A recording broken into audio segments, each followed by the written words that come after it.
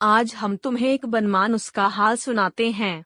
सामने जो तस्वीर है उससे तुम्हें मालूम होगा कि बनमानुस न तो पूरा बंदर है, न पूरा आदमी। डंडा वह आदमी और बंदर के बीच में एक जानवर है, मगर वह बड़ा बलवान होता है और आदमियों को बड़ी आसानी से मार डालता है।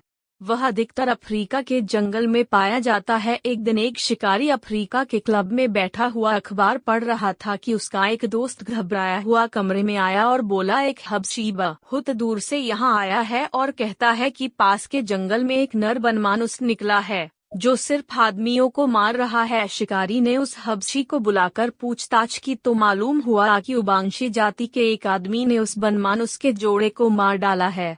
शायद इसीलिए वह आदमियों को मार रहा है। हबशी ने कहा, साहब ऐसे डील डॉल का बनमानुस कहीं देखने में नहीं आया था। बड़े बड़े जवानों को बात की बात में मार डालता है। ताज्जुब तो यह है कि वह चुन चुन कर उसी जाति के आदमियों को मारता है। अब तक करीब 10 उबांशियों को मार चुका है।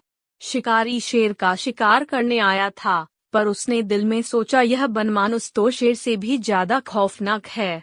पहले इसी को क्यों न मारूं डंडा।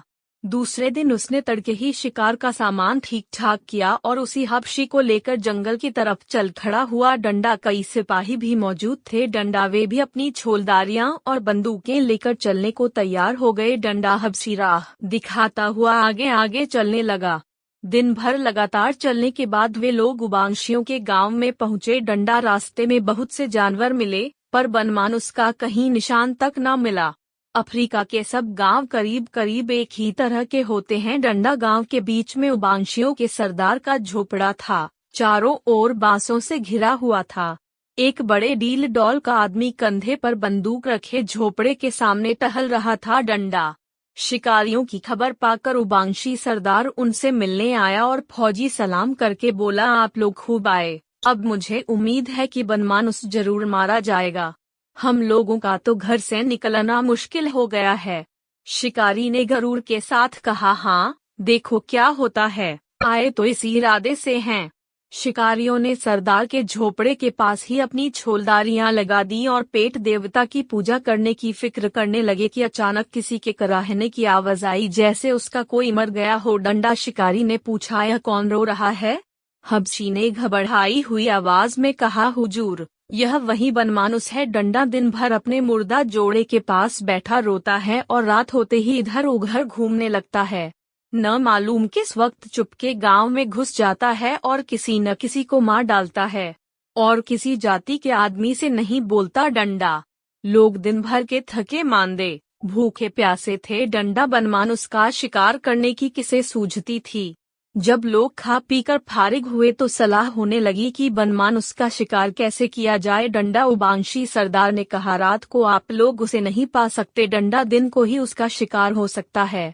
शिकारियों को भी उसकी सलाह पसंद आई। डंडा सब अपनी अपनी छोलदारियों में घुस गए और बाहर पहरे का यह बंदोबस्त कर दिया कि 2-2 घंटे के बाद पहरा बदल दिया जाए। डंडा शिकारी थका था, जल्दी ही सो गया डंडा, लेकिन थोड़ी ही देर सोया था कि उसकी नींद टूट गई और सामने एक परछाई सी खड़ी दिखाई दी। डंडा उसकी आंखें आग की तरह जल रही थीं। अफसर में फौरन आवाज दी, संतरी डॉट पर कोई जवाब न मिला। न मालूम यह आवाज संतरी के कानों तक पहुंची भी या नहीं। डंडा अफसर ने तुरंत बिजली की बत्ती जलाई। उसका कलेजा सन्न हो गया। सामने 6 फीट का बनमानुस खड़ा था और उसके हाथ में संतरी की बंदूक थी, जिसकी नली बिल्कुल टेढ़ी मेढ़ी हो गई थी। डंडा वह शिकारी की ओर आंखें जमाए हुए था, जैसे सोच रहा हो कि इसे मारूं या छोड़ दूं। डंडा उसका डरावना चेहरा देखकर शिकारी की घिघी बंध गई, मुंह से आवाज तक न निकली। डंडा अचानक बाहर किसी चीज के गिरने का धमाका हुआ। शायद कोई संतरी अंधेरे में ठोकर खाकर गिर पड़ा था। बनमानुस ने झट बंदूक फेंक दी और उछलकर छोलदारी से बाहर निकल गया। अब अफसर साहब के होश ठिकाने हुए, बिछावन से उठे, बंदूक संभाली, बाहर निकले और बिजली की लालटेन लेकर बनमानुस को तलाश करने लगे। लेकिन वह वहां कहाँ था।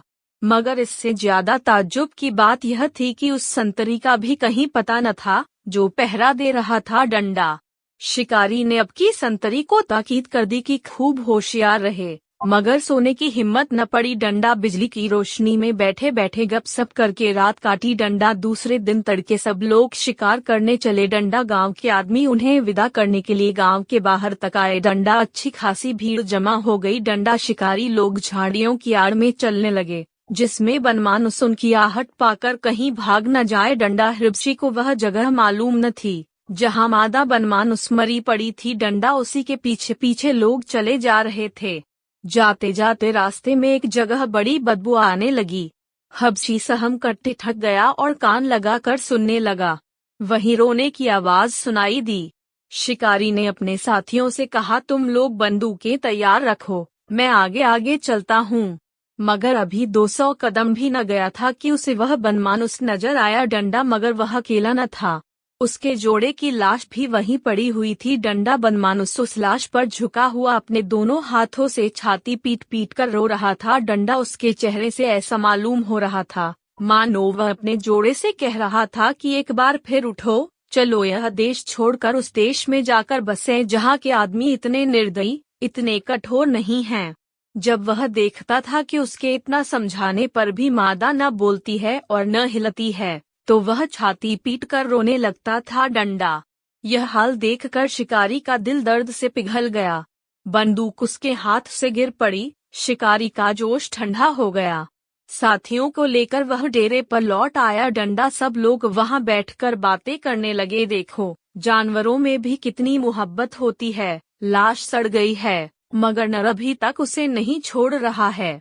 उबांशियों ने यह बहुत बुरा काम किया कि उसके जोड़े को मार डाला। डंडा अभी यही बातें हो रही थीं कि देखा कई आदमी एक लाश लिए चले आ रहे हैं। शिकारी लाश को फौरन पहचान गया। डंडा यह उस संतरी की लाश थी। डंडा मालूम हो गया कि उसी बनमानुस ने रात को उसे मार डाला है। शिकारी क्रोध से अंधा हो गया। बोला, अब इस दुष्ट को किसी तरह न छोड़ूंगा। डंडा ऐसे खूनी जानवरों पर दया करना पाप है। डंडा आज उसका काम तमाम करके दी दम लूंगा। डंडा यह कहकर वह फिर उसी जगह जा पहुंचा जहां मादा मरी पड़ी थी। डंडा मगर अब की बनमानुस वहां न दिखाई दिया। तब यह लोग उसके पैर का निशान देखते हुए उसकी खोज में चले। डंडा आखिर एक पहाड़ी के नीचे से जहां एक पहाड़ी नदी बहती थी, बनमानुस आता हुआ दिखाई दिया। डंडा उसकी देह से बूंद बूंद पानी टपक रहा था। डंडा मालूम होता था अभी नहाकर निकला है। शिकारियों को देखते ही पहले तो वह गरज उठा, फिर किसी शोक में डूबे हुए आदमी की तरह छाती पीट पीट कर रोने लगा। वह लोग चुपचाप खड़े रहे। डंडा जब वह बिल्कुल पास आ गया तो अफसर ने उसके कंधे पर निशाना लगाकर गोली चलाई।